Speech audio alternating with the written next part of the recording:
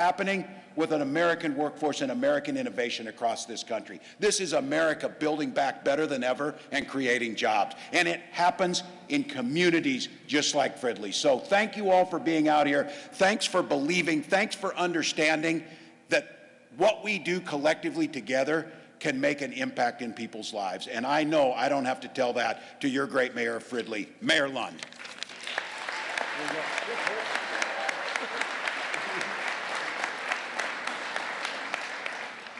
I may be a bit biased because you're in my city. Yeah! So I want to promote my city. This is a big day for Fridley because we're getting some national recognition, and albeit it's in a positive way, right? Yeah. So the governor is a tough act to follow, but I told him I was going to wing it as well as he does. He does a good job. I don't have as much speaking ability as he does, because usually where I fit in the political scheme of things, you know, at the bottom of the pile, I'm always the last person to speak, so this is quite unique for me. Usually I can just say ditto what everybody else said before me. So I got a little bit of a challenge here today because I got to actually say something profound. I want to thank, first off, all these people to my right over here that are the working people of this, of Cummins Generation Power. Thank you. And really, I just wanted to get a plug in there for all you, because you've been waiting in line for hours just like me. In any regard, it's great technology. It's good stuff for Fridley, good stuff for Cummins. I mean, I'm very impressed, proud to have them hosting this event in our town. And the innovation that they're going to be creating here, I got to thank the governor for his desire to see this all progress, as well as the Touring America that President Joe Biden is doing, and that he actually came to our community. All a great day for Fridley. Small, but a great day for Fridley. Yeah. And I appreciate it. Yeah. So thank you all for coming. And next up, of course, is Ilyan Omar, who's going to have some great words of wisdom for you all. Yeah.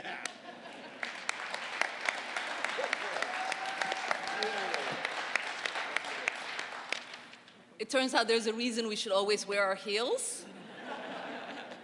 Well, good afternoon to you all here at Cummins, to Tony and the management, to the incredible staff. It's great to be back here visiting again. It's great to be here with the mayor. I did not know our mayor was so comical. I think we should do a competition with all the mayors in Minnesota's 5th Congressional District. Hands down, hands down. It's just an honor to also be here with our governor, celebrating the incredible work and the ways in which he's partnered with us on a federal level. And it's always an honor to be here with our senior Senator Amy Klobuchar and Junior Senator Senator Tina Smith.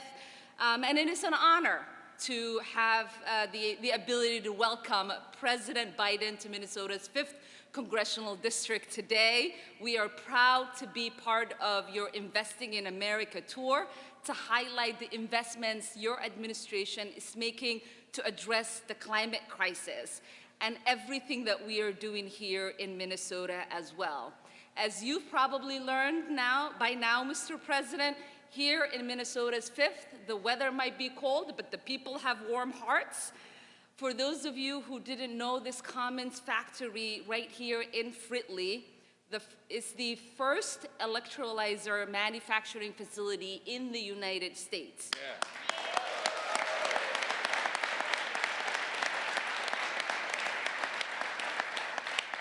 The electrolyzers manufactured here produce clean hydrogen energy that will help decrease carbon emission and reduce our carbon footprint, which has been a priority for me and so many others who've been fighting against climate change.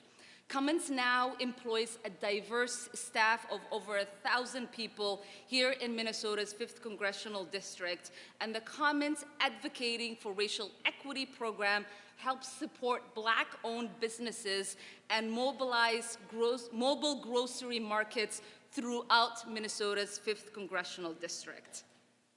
The electrolyzer facility will add another 100 green jobs right here in Fridley.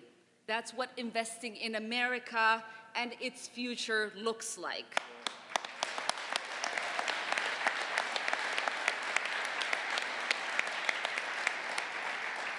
The success of the green energy revolution here in the 5th and across the country is large part thanks to the leadership of President Biden and the Democrats in Congress, who made the most significant investment in clean energy and climate change in our nation's history last Congress.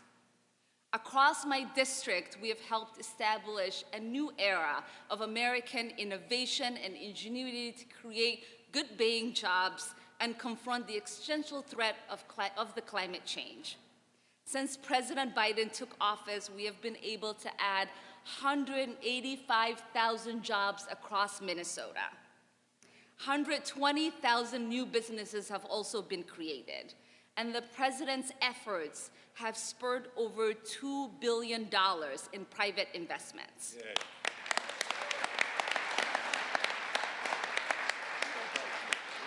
Thanks to the president's investments in clean energy, American manufacturing growth now outpaces the rest of the world, and the Midwest is leading the way.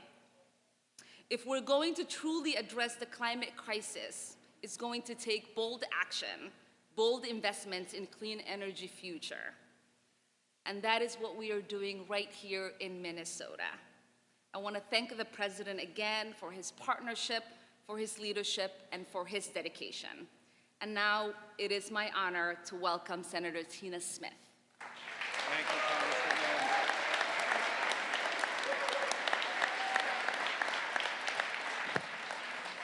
Good afternoon. I want to thank President Biden for being with us here today. I want to thank all of my esteemed colleagues standing behind me, and I want to thank all of you as we are here today to celebrate the Inflation Reduction Act, which is the most significant climate legislation ever to have passed the United States Congress and be signed into law. Thanks to President Biden's leadership and vision and the determination and commitment of Democrats in Congress, the Inflation Reduction Act is going to lower energy costs for Americans, it's going to improve air quality and our health, and it's going to make the most dramatic reduction in carbon pollution that we have ever seen in our history. And, just as important, we will be accomplishing this by building the clean energy supply chain and manufacturing chain here in the United States and right here in Minnesota and in Fridley, Minnesota. I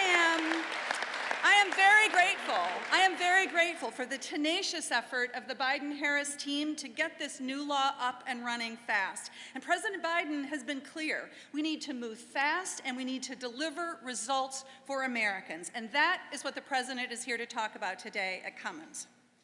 Now, thanks to this landmark law, we are starting up manufacturing in Fridley to build electrolyzers, as you have heard, which is a vital part of the supply chain for creating green hydrogen, which will help us clean up and decarbonize heavy transportation and heavy industry. And this is going to be a big deal. The Inflation Reduction Act creates huge opportunities for companies like Cummins to build out that supply chain for new clean energy technology here at home. President Biden, today you will see that the clean energy transition is happening here in Minnesota, and we are leading the way.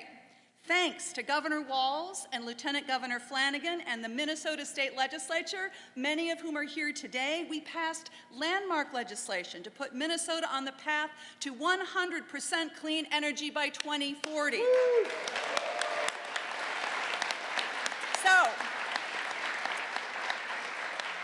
I want to thank I want to thank Minnesota workers and companies. I want to thank the utilities and rural electric co-ops, the labor unions and career and technical training, Minnesota's tribes. I want to thank everybody here in Minnesota who are leading and innovating and building the clean energy transformation for the good of all of us. And I want us all just to recognize that we owe a big thanks to Joe Biden. Yeah. His presidency, I truly believe, has been one of the most effective and consequential in our history. Our country is lucky to have Joe Biden as our president, and I feel honored to stand here before all of you and help to welcome him to Minnesota. Now, please join me in welcoming our senior senator, though I am a year or two older than she is. So when everyone calls me junior senator, I feel a little happy. Please join me in welcoming our amazing senior senator, Senator Amy Klobuchar.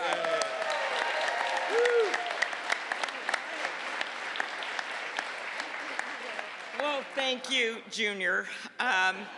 Thank you, Senator Smith, for your leadership. And first thing, we are so excited to have President Biden back in Minnesota, the land where the women are strong, the men are good looking, and all the electrolyzer manufacturing is above average.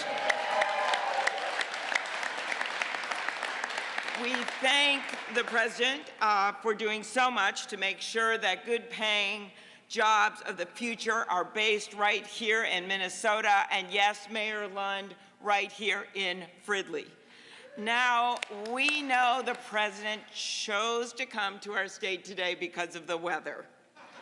And I promised him, by the way, that there would be no more snow by June. But it is wonderful to be here with the governor, with my good friend, Congresswoman Craig, by the way, is here, Angie Craig, as well as Tina Ilhan, and we also, of course, Betty McCollum is a member of our delegation. We actually saw Congresswoman Fishbuck when we were at the derailment in her district, and I will say Minnesota's congressional district delegation, just so you guys know, is half women, and we are one of only 4 states in the country to send not 1 but 2 women to the U.S. Senate. But we are most proud today of the Cummings workers. Incredible. Every one of you that I see you, but I see your families standing with you, your moms and your dads and your brothers and your sisters and your kids, because they are so proud of you and what you're doing today. Over the last century, this company has become a global energy leader known for providing powerful, reliable engines for our nation's military. And for the last 60 years, those generators have been built right here in Fridley. But like any good business, this business does not rest on its laurels. Its leaders understand that innovation will make them the powerhouse of tomorrow. With this forward-looking technology, we will literally be able to yank energy in the form of hydrogen from water, and we can do it without any carbon emissions. Now, there's a lot of science involved here, but let's put it in simple math terms. Cummins technology plus Minnesota workers equals a clean energy economy. That's what this is about. Now, we all know why we need this. We've seen the evidence, the fires, the hurricanes, the severe weather events in our state and across the world. In fact, every time someone says it's the storm of the century, Mother Nature says, hold my beer. We see another one. That's why we passed the 2 bills, and I'll go here, Mayor, with your ditto. You've heard from my colleagues about it. But these bills were initiated in the Senate, the bipartisan infrastructure bill, work of a lot of Democrats and Republicans together in the President's leadership, as well as the Inflation Reduction Act. Those bills set our country in a new direction in 2 major ways. First, we're giving private companies the incentive to invest big time to be part of our national call to action to bring greenhouse gases down by 40% by 2030. Second, we're going to make it in America with American workers. That means American manufacturing. It means 100 new jobs here in Fridley, engineers, plant workers, technicians. It means teaching new skills and bringing people up in the workforce. And it's not just 4 years degree or beyond. Some of those jobs are like that. But it's also apprenticeships and 1- and 2-year degrees. And as I've said over and over, we're not going to have a shortage of sports marketing degrees in this country. Sorry for whoever has one. We are going to have a shortage of technicians. We're going to have a shortage of engineers. We're going to have a shortage of electricians and nurses and health aides. Those jobs require good 1- and 2-year degrees and apprenticeships. And that's why I'm leading the bipartisan bill on apprenticeships and why I think we should make those 1- and 2-year degrees affordable and, yes, free. Mr. President, Minnesota thinks big. We are a state of endless optimism on a frozen tundra that has created one of the most forward-looking economies in the world. First-rate medicine and medical technology, 16 Fortune 500 companies, innovative retail, solid financial companies, great ideas from the pacemaker to the Post-it note. And you know the chip, the semiconductor chip that the president held up when he announced the great bill that we did on semiconductors? Guess where it was made? It was a Skywater chip from Bloomington, Minnesota. This is our state. We are a state that makes stuff, that invents things, and that exports to the world. So the president could not have picked a better place to come today than Minnesota and Fridley, Minnesota, and the workers of Cummins. Thank you. Yeah. Perfect.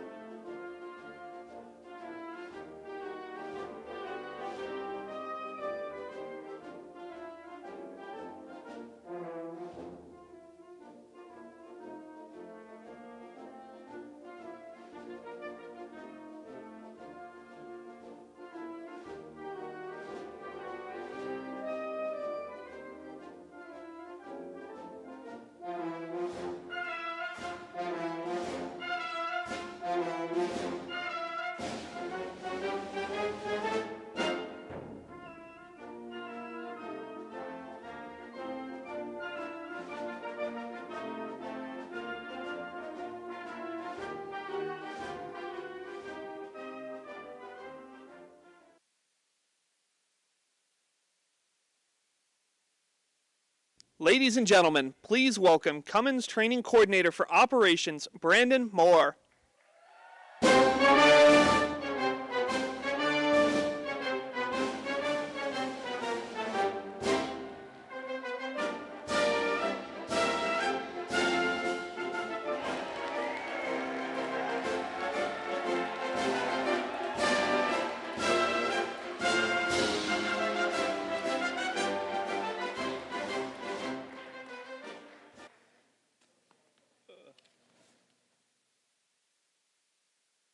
Hello, everyone.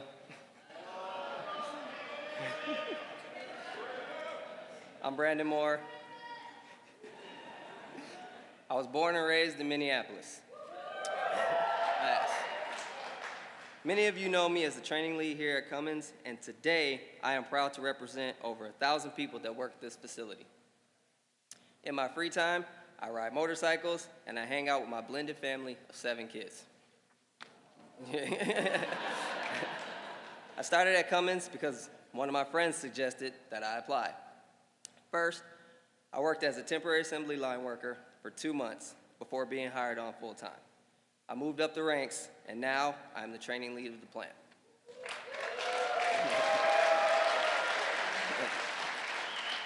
This means I train all the new hires who will be working on the shop floor on how to assemble, test, and package generators to be shipped across America and across the world, and that matters. Because at Cummins, we manufacture generators that power everything from recreational vehicles to generators that power data centers and hospitals in case of power outages. We are now building a new production line for electrolyzers that will use clean energy to power buses, trains, and so much more. I love working here, and I love being a part of an innovative company and a diverse team that builds things that have an impact on people's lives.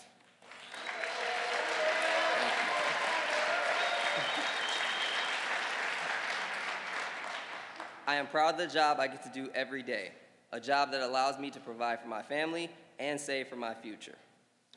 And I am proud to introduce someone who has always fought for the good-paying jobs and has always fought for the hard-working families. Please join me in welcoming the President of the United States, Joe Biden.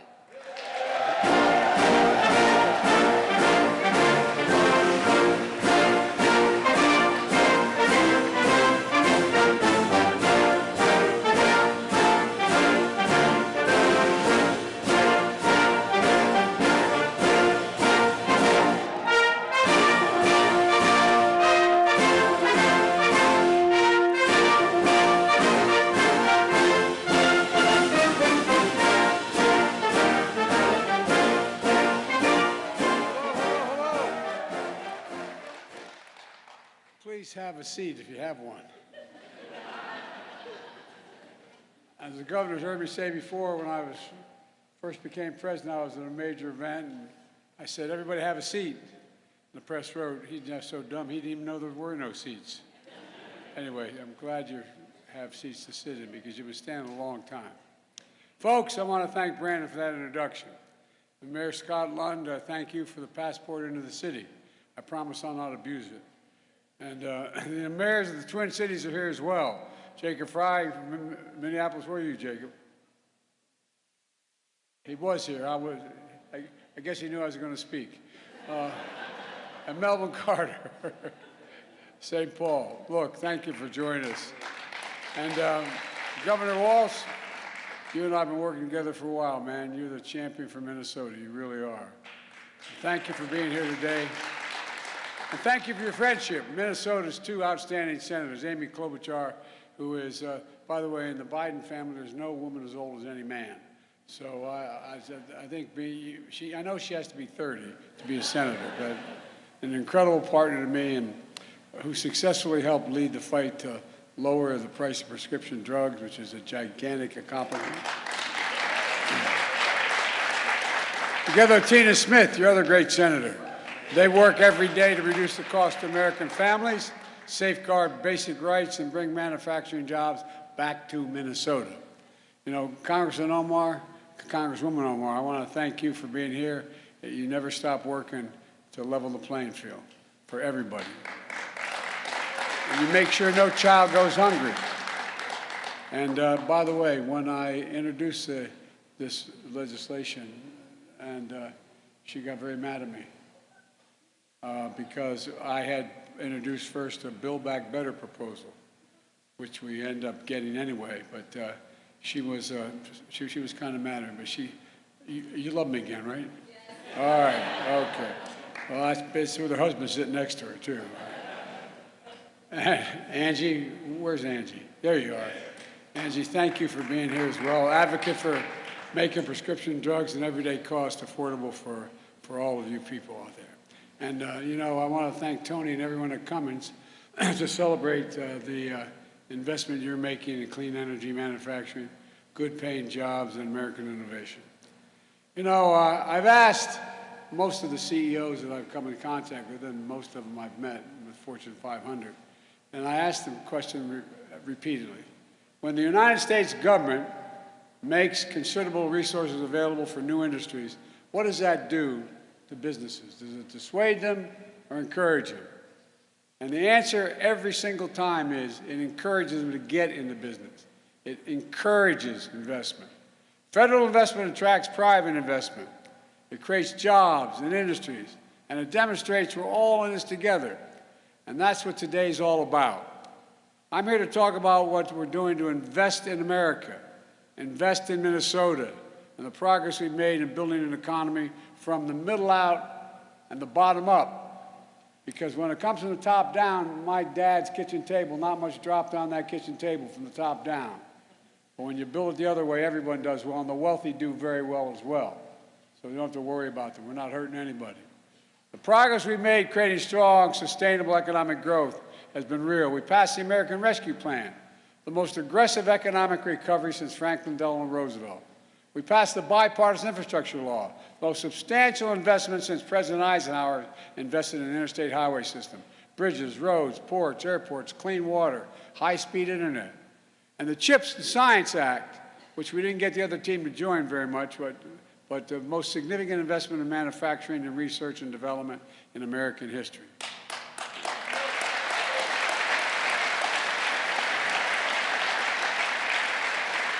And the Inflation Reduction Act, the most transformative investment in climate ever. And by the way, not just ever here, ever anywhere in the entire world. The entire world. Put all together, the plan is to invest in America in a literal sense, not overseas, in America. Invest in ourselves, and it's working. Here's what it looks like across the country. A record 12,400,000 brand new jobs, including 800,000 manufacturing jobs just since we came to office. That's more jobs in 2 years. That's more jobs in 2 years than any president's created in 4 years. And it's because of this group sitting right in front of you just heard from. It means we're recovering every single lost job in the pandemic and created 3 million more. Instead of exporting jobs to get cheaper labor costs, that's what we did for decades. We used to lead the world, by the way, in investments. But what we started to do, we started exporting jobs and importing product, generating deficits. Now we're creating American jobs and exporting American products and growing our economy. Since I took office, we've attracted commitments from more than $435 billion in private investment in less than 2 years. And American manufacturing, American energy, look, and we've announced over 23,000 infrastructure, construction jobs, projects, in over 4,500 cities and towns all across America. Groundbreakings for new roads and bridges and airports, projects to deliver clean water, high-speed internet to homes and schools. And we're going to clean your Great Lakes while we're at it, by the way. Plus, my economic plan is building more clean energy future made in America. Not in the world, made in America. For example, we're building a network of 500,000 electric vehicle stations by the IBEW all across America. And right here in Minnesota, when you're driving across I-94 or taking I-35 through the Twin Cities, charging stations will be easy to find, as easy as it is to find a gas station today. Folks, we're providing incentives for companies like Cummins to manufacture clean energy technology right here in Minnesota. For over a century, Cummins has built diesel engines and heavy-duty trucks and power generators. For over half of all medium and heavy-duty trucks on the road today have Cummins engines. Well, today you made generators for the Department of defense for decades as I walked through and saw them. World War II, 50% of all the diesel and gas generators used by the Allies in the war came from Cummins. When Cummins first manufactured hydrogen electrolyzers, they had to make them overseas. These are the machines that make clean hydrogen, a renewable energy used to power our economy, from clean cars to trucks to steel to cement manufacturing. But now, thanks to the Inflation Reduction Act, with the tax credits for renewable energy, Cummins is going to manufacture these electrolyzers here in America for the first time.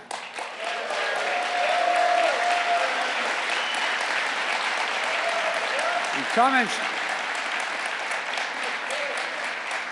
Cummins is turning this part of the factory where we're standing now into a new production line for clean energy technology. Here at this plant, 600 workers now making diesel engines will be retrained, and an additional 100 jobs, so a total of 700 jobs, will be making clean energy technology. You know, we're seeing it as a boom for American innovation, American industry, and it's good for the planet as well. Already, Cummins has signed contracts for clean hydrogen for producers and utilities in New York, Florida, and Washington State. And it's just beginning, just beginning. Think about what it means for our supply chain and our communities. Before the pandemic, the supply chain wasn't something most Americans spent much time thinking about. But today, after delays for parts and products, everyone knows why supply chains are so important. Instead of relying on equipment made overseas in places like China, and supply chains will be again made in America. They'll begin in America, begin in America. Cummins will build the technology that produces clean hydrogen. Companies and utilities across the country will use those products to make clean hydrogen. And trucks made in America with zero-emission engines will be powered by clean hydrogen. And by the way, that includes Cummins, which just today announced that it will invest over $1 billion at a plant in New York and Indiana and North Carolina to produce low-carbon, zero-emission engines for trucks.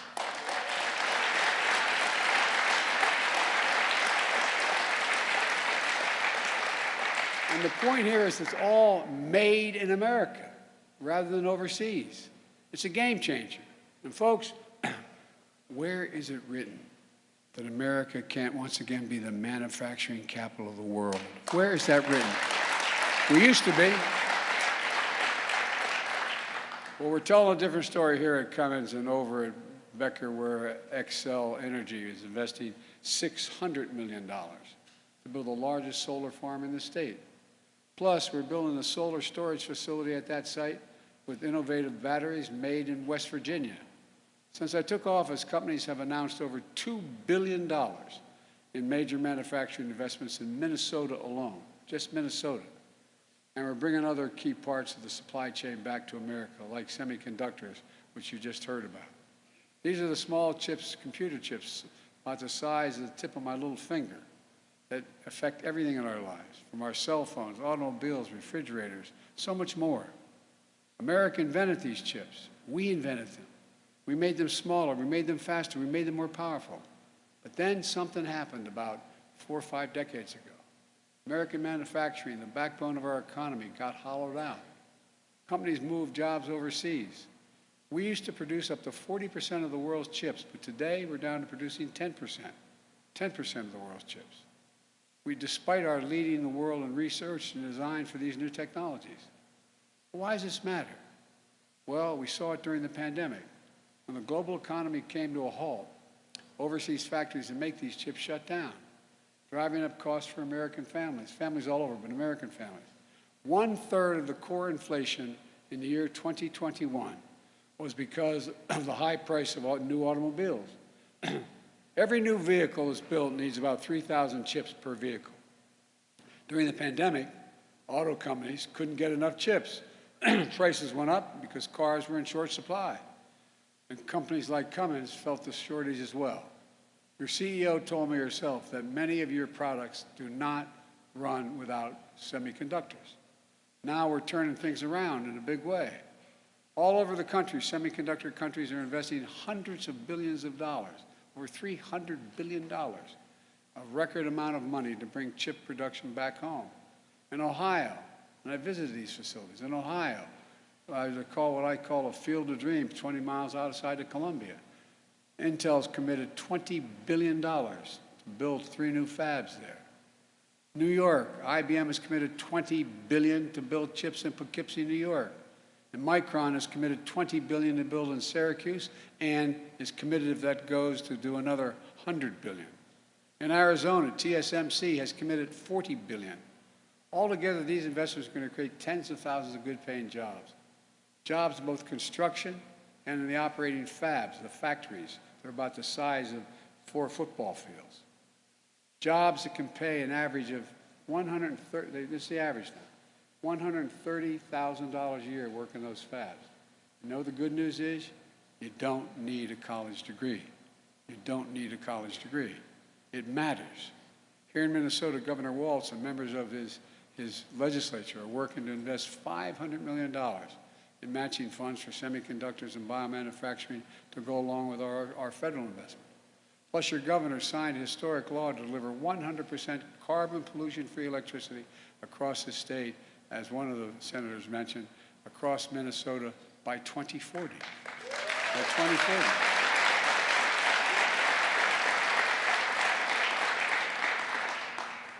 Hubert Humphrey would be proud. We're working to ensure our clean energy manufacturing future is also one that supports America's working families with good, and I don't make anybody mad, but I make no apology, good union jobs that pay a prevailing wage. Listen, I know many here in Minnesota are watching at home, are like the folks I grew up in Scranton, Pennsylvania, and Claymont, Delaware.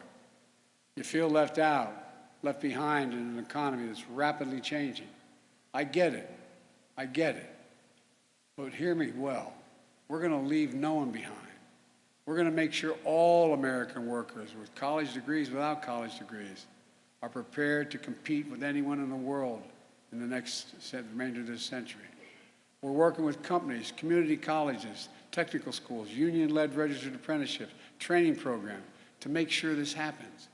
And in Minnesota, an agricultural powerhouse that has helped feed and fuel the country and the world, I'm working closely with Minnesota members of the House and Senate committees to make sure we get a farm bill passed.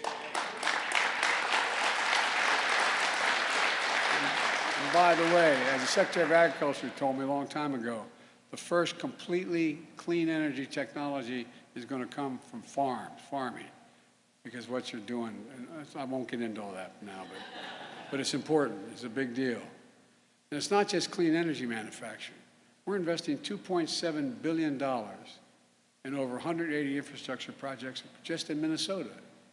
I-90, we're repairing 10 bridges, improving ramps and traffic signals to reduce traffic and make driving safer. Replacing the main roof over Terminal 1 at the Minneapolis-St. Paul International Airport, so it's cooler in the summer and you can heat it in the winter. In Duluth and across the Great Lakes region, we've committed $1 billion to clean up reservoirs and waterways.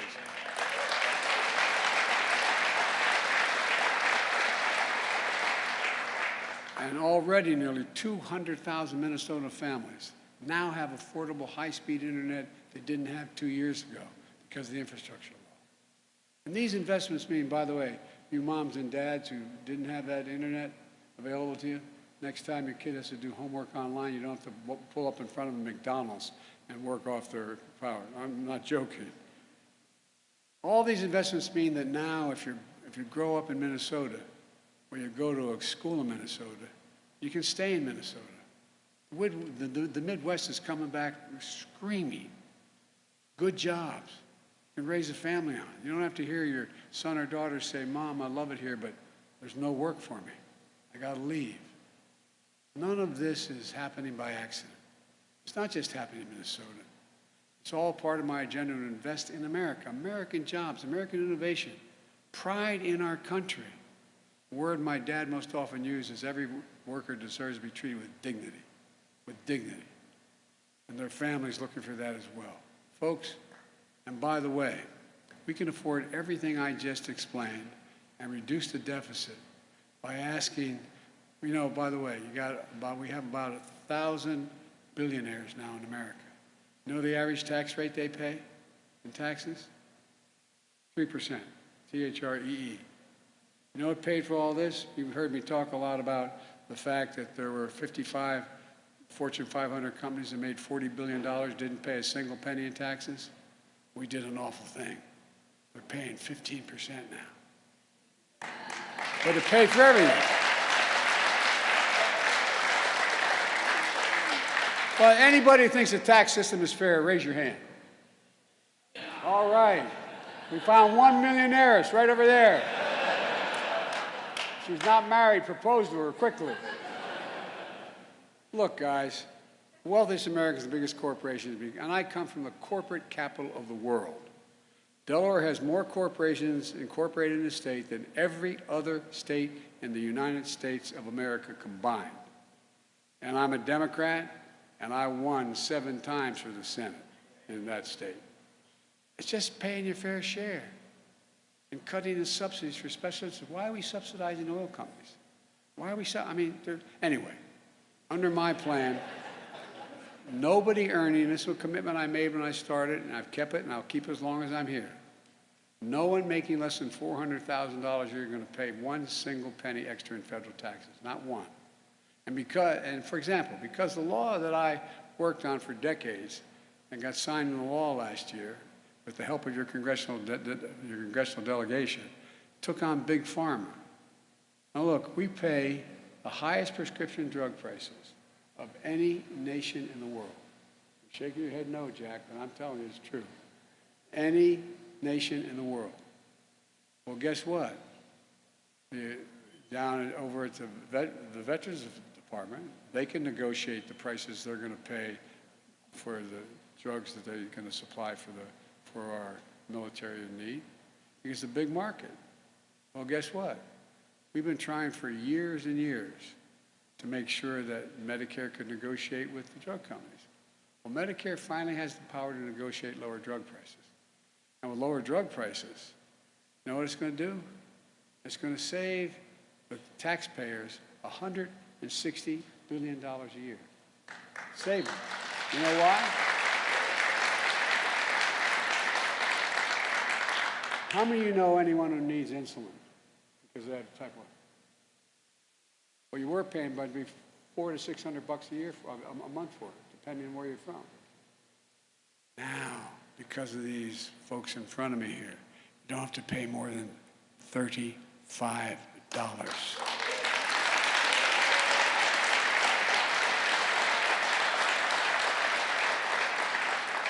You know why? That's fair for a simple reason. You know how much it costs to make it? The insulin? $10. $10. Been around for 100 years, $10. By the way, there's a couple other provisions there. If your mom or dad, God bless them, are on expensive prescription drugs, and God forbid they get cancer, well, they can pay as much as $14,000 a year for the cancer drugs they need. Not anymore. Beginning in 2025, guess what? All your drugs, you can never have to pay more than $2,000 a year, no matter how much it costs, if you're on Medicare.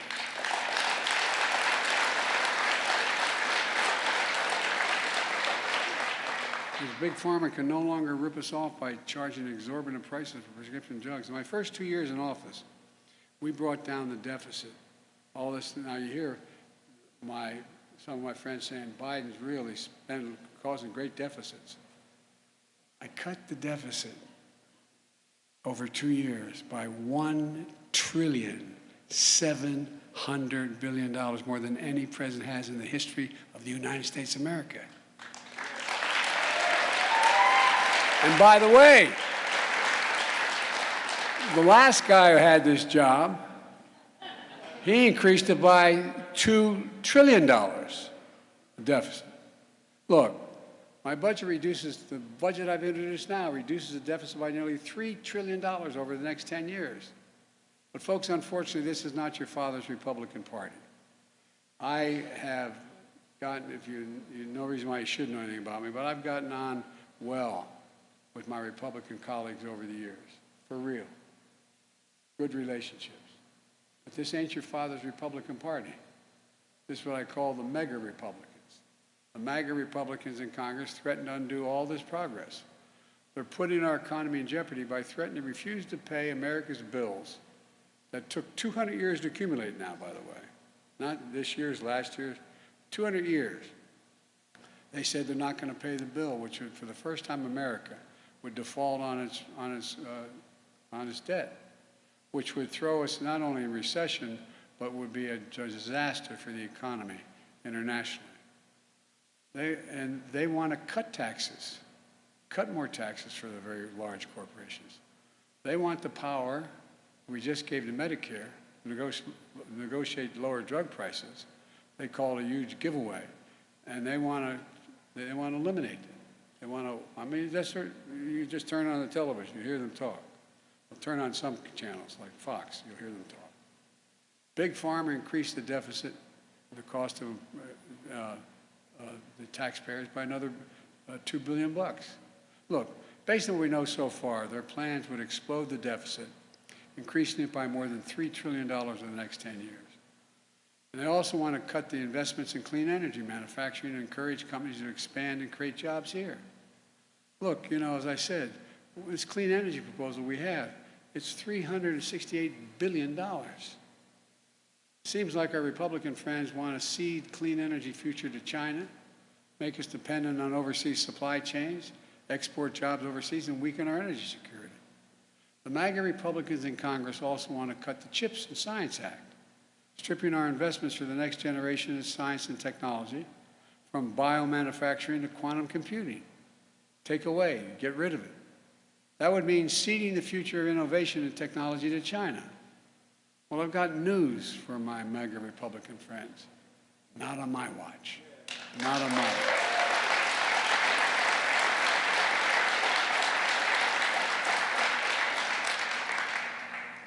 I'm not going to let them undo the progress we've made. Look, let me close with this. I've been determined to make things in this country again, to build manufacturing capacity in America, to make sure we're never again in a position where as we were during the pandemic, we're relying on other countries to make things we need badly at home. Some folks didn't believe we could do that, but we made it. We made no bones about it. I've said for a long time, if we invest in America, we can change the country's future. We have the best scientists in the world. We have the best research universities in the world. We're the most productive workers in the world. When I asked the South Korean country why I was going to invest over $100 billion in the United States to move their semiconductor factories here, you know what they said? You have the best workers in the world and the safest country in the world. That's what the president of the outfit said. But too long, we sat in our hands. How in God's name can we remain the most competitive nation in the world without investing in America? And 30 years ago, we invested 2% of our entire gross domestic product. That's everything we do. 2% of that we invested in research and development, pure research. By the time I came to office, that was down to 0.7%. We're going to turn that around. We're proving it's never been a good bet to bet against America. I've never been more optimistic. I mean this from the bottom of my heart. I've never been more optimistic about the future of our country. But just remember, it's just important to remember who we are. We're the United States of America. There is nothing beyond our capacity. I believe that with every fiber of my being. When we work together, there's nothing can stop us. And that's my intention. Work with whatever will help get this thing moving. God bless you all. May God protect our troops. Thank you.